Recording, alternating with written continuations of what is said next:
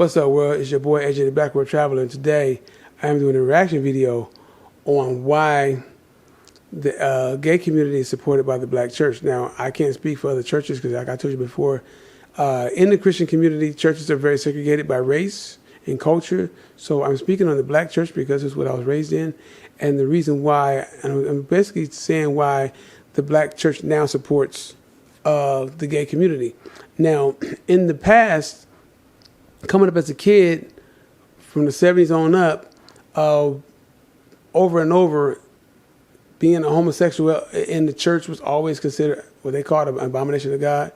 It was always reflected on the male. The female was never, anytime they spoke of homosexuality, it was always men. They always made the statement, God made Adam and Eve, Adam and Steve, and men should not marry.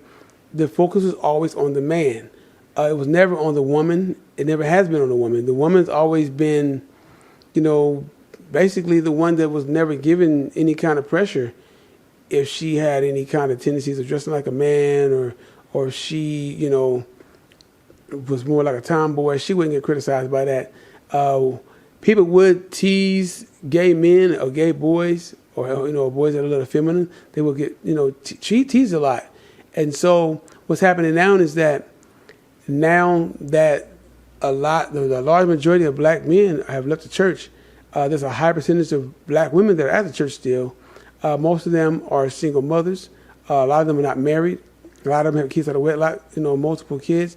And to be real, man, let's talk about that real quick. That community, the gay community, man, is a lot of hurt people. A lot of people who've been molested, by close peers like fathers or uncles, brothers, cousins, male and female. And so I've always had compassion for that crowd of people because of the fact that most of their stories are bad. Most of the stories are negative. A lot of times somebody violated them and they end up becoming that way. And so I've never seen a reason of bashing them or even, criticizing how they live their life, because I understand we're all human. And, everybody handle things different. There are some men and women who've been molested and raped that never, want to be gay. They just stay straight. Some of them, just, still being a straight person, even though they were violated sexually. But this is what's happening now. And so let me explain to you why this is happening and why there's a majority of women who are, in couples with each other. The women, in any religion, the major two religions that really emphasize and actually really puts pressure on homosexuality is Christian and Muslims. Anybody under the Christian faith, and no matter if you're Baptist, Catholic, under Catholicism, under the Jehovah's Witness, whatever, it was always saying that gay, being gay is an abomination of God. It was always focused on the man, never the woman, and this is the reason why. In our community, you have a lot of women back in the day who did date a lot of the gangster dudes, a lot of the street dudes, the ones who were considered the bad boys. A lot of girls weren't the bad boys, so they end up, marrying them, having babies by them. A lot of men turned out women. Let's just be real. I'm just going to be honest. A lot of straight men have turned out women. A lot of straight men, I'm going to repeat it again, straight men turns out women. There's a lot of incidences where the boyfriend wanted to have a threesome, and usually it's him and two females or three females or whatever. And it's just something that we do as men. And I'm not saying that I'm behind like saying that it's right or wrong, but it does happen. A lot of times men want their, when they do go into a threesome, they want their woman to kiss the other woman, or, give both of them oral sex or whatever. And that's what happens a lot of times. Women are already feminine, so some have crossed that line, and sometimes they'll just take it to the grave with them. Like they might have a couple incidences where they did do that, and it happened, but the emphasis is always on the guy of being gay. Even when you had like family reunions, you had like get-togethers like Thanksgiving, and usually if you had a gay cousin and he brought his boyfriend, he would say, "This is my friend," or whatever. They didn't hold hands. They didn't show any kind of affection or compassion because it wasn't allowed in a lot of our families. It wasn't allowed in our culture or in our families in front of the kids. So a lot of times if that relative was a gay person, they would usually basically not show that in front of the kids or in front of the family. Plus people in the family are very judgmental. And then, in the church, there are a lot of gay men that, basically are feminine. These men are probably gay or feminine, but they would still be in the choirs. They would still, be an usher board. They still would be the musicians. And they would, the preacher would preach about, homosexuality at the same time, bro. These dudes were still active in the church. I mean, a lot of them had good hearts, and they just got, judged because they were homosexual or they were bisexual. But it was always emphasis on the man. Now think about this.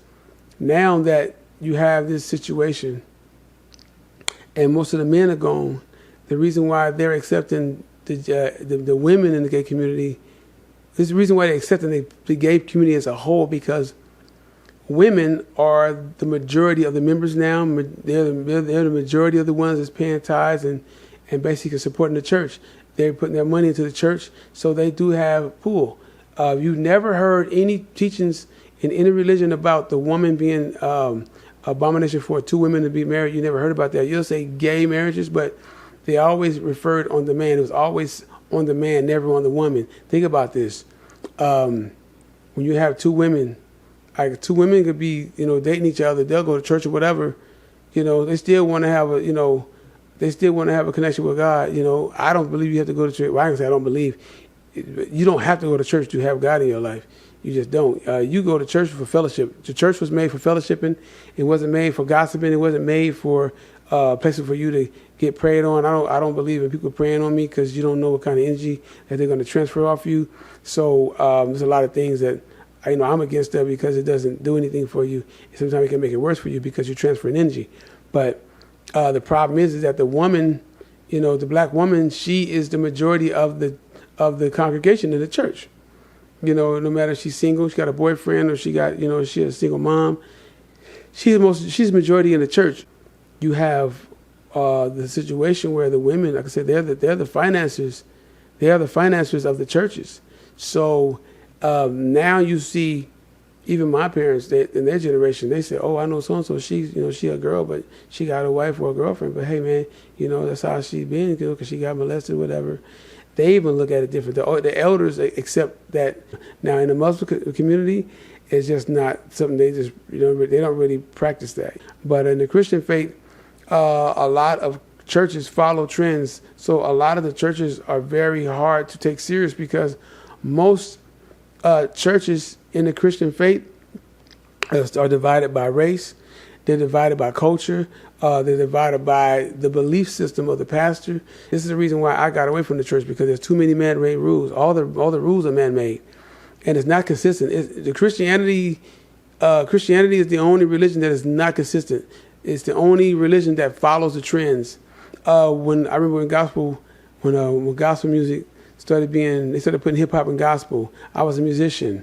We had to play, the Biggie Small. We had to play the circular music inside the church to draw the youth in. I didn't like that. I didn't like the fact that they used music to basically hypnotize people to get them to come to church. So now the ministers have changed their messages about homosexuality. They're embracing it. For years, it was always talked, bad upon. It seemed like after Eddie Long got caught, all those men who confessed that they had affairs with him, the church really showed their hand that they don't believe what they practice, because they always talked about this going to hell if you're a homosexual. After Eddie Long got caught, and some of the big preachers got exposed, like T.D. Jakes, going to the Diddy parties and stuff. Those church members always said, "We're gonna support our pastor. We're gonna stick by them." And they did, basically they're living the life that you're not supposed to live in the Christian faith, which I believe that you're human, man, and if you're not going to be perfect. You have different desires. Like, I love women, so I don't have no desire of touching on a man, but there's some men out there that do want another man, and it's not my job to judge them, because I don't live in that person's head. The only thing I do have a problem with is parents letting their kids choose their gender, because there's so many grown men mostly grown men. I don't know about women, but I've seen stories of a lot of grown men who did the full transition from male to female. They say it's very painful. They say they got to always take medication. They're always sick. They advise, a lot of them are advising parents to don't let their kids do this. When you have a 19-year-old kid saying they want to be a girl, it's unfair to start giving them hormone treatment, because you're giving them hormone treatment. They don't even know what they're doing. Their brains are still developing. You know, you should be able to do that after 18 and then have your own decision as an adult. But as a kid, no kid should have that decision because they don't know what they're doing. Like, they're still developing. Some of the parents haven't even developed all the way. Some parents are still ignorant in their head. See, the parents they don't realize if your child goes through that, especially your boys go through the hormone therapy, you don't know the impact it's going to take. Yeah, your parents might be straight and they're cool. They're not taking no therapy. But if that child is transitioning from a male to female and they're taking that medication, they're going to be the ones affected by the side effects, and it's not fair. And so, this is my video take on why the church supports pride and in the gay community. It's your boy AJ the Black World Traveler. If you like this video, please like, share, and subscribe. It's your boy AJ the Black World Traveler. I am out.